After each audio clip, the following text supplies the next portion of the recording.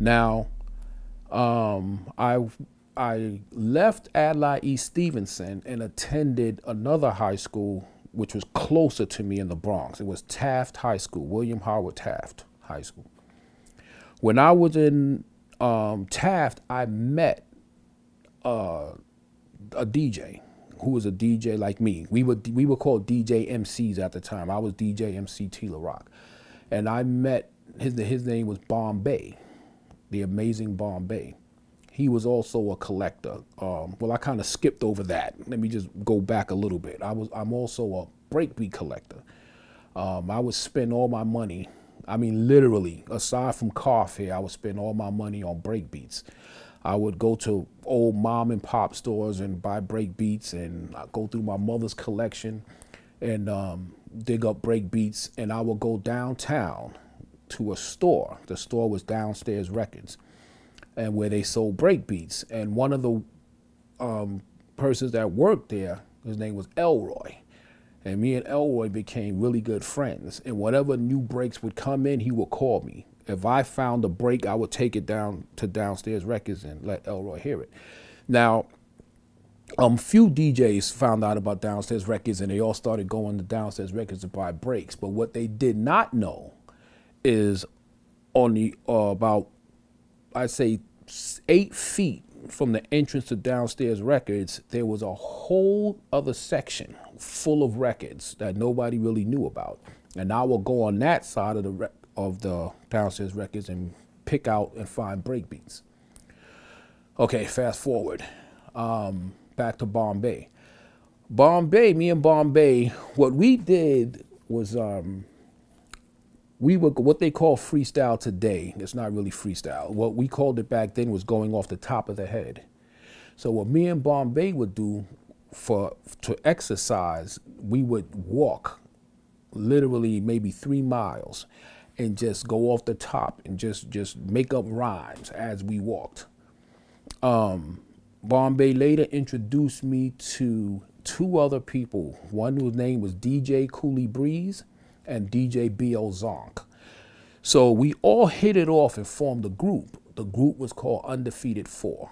It was 4 DJs and 2 of us were DJ MCs. It was DJ Coolie Breeze, DJ B.O. Zonk, DJ MC Amazing Bombay, DJ MC Incredible Tila Rock. That was the Undefeated 4. Now, aside from MCing, we all specialized in breakbeats. You know, we were all breakbeat collectors, but we were a local group. You know, this is we're talking pre-Cold Crush, pre-Treacherous 3. You know, before these guys came out. As a matter of fact, I remember I would go uptown to I believe it was near Fordham Road in the Bronx, Crescent Avenue, I believe, around that area, and I would see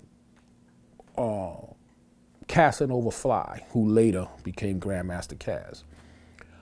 When I was in Taft, I would hang out with KG, who's another part of Cold Crush.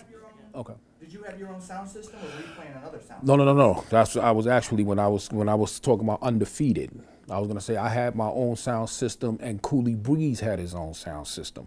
Now, me and Amazing Bombay lived walking distance from each other. We lived 3 city blocks, 3 city streets from each other. Coolie Breeze lived on the other side, not the other side, but he lived about a 15, 20-minute walk from where me and Bombay lived. So Coolie Breeze had the system in his house, which were 2 turntables, a mixer, speakers, of course, amp, and I had the same thing in my house.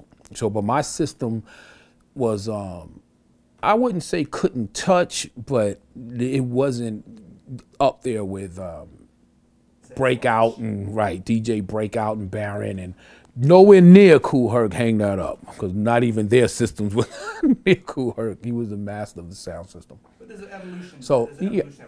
With Herc, he went from the Herky Lords, and then he bought the Executive Playhouse system, right, which took him even higher. With Sasquatch, the rumor is, and you can tell me if okay, it's not, that is a 77 blackout. Yes. You want to talk about the 77 wow, blackout? I was right. The sound systems? Yeah, oh my God. Well, actually, during that blackout, we were actually DJing. Believe it or not, everything just went. But how can I put this without sounding? That's what I'm saying. No, because no, there's something else to it because I don't want to. Well, years later, how can I get in trouble? I was going to talk about the looting. Let's put it this way. But We already put it out there. We got someone to say it on camera beach one, and it's out there online. You can look at YouTube now. yeah, I mean, you know, even though it's a long time ago, you know, I have this good guy image, and you know, oh, so you were one of those guys, Tila Rock, you know, because I was gonna say, I remember while everyone was running for their lives, literally, because I mean, were you there? Were you? Oh my God! Because when you hear blackout, did you see any? Oh, yeah. Did you look it up? Or you see how it's really blackout, as in black, where you could hardly see anything? So while everybody was running for cover and running in houses, I was with Trey D. That's what it was. It was Trey D. He wasn't a member of Undefeated, but he hung around us, but he was one of the guys with the street mentality, you know, fighting and that type of thing.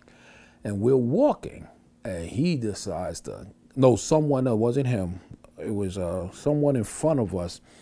This was 170th Street and Jerome Avenue.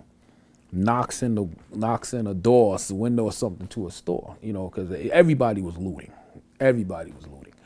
And I remember Trey D, he just, Tila Rock, come on. I said, man, I'm not going in there. He goes, no, come on. And he goes up a little further to where there's a record store.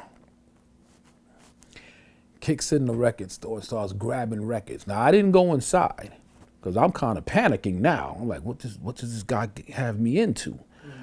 But the guilty, well, I'm not gonna say guilty, but when he came out with all those records, and we're walking, and about 10 other people went in after him, I did take some of the records, so I don't know if that makes me a criminal or not.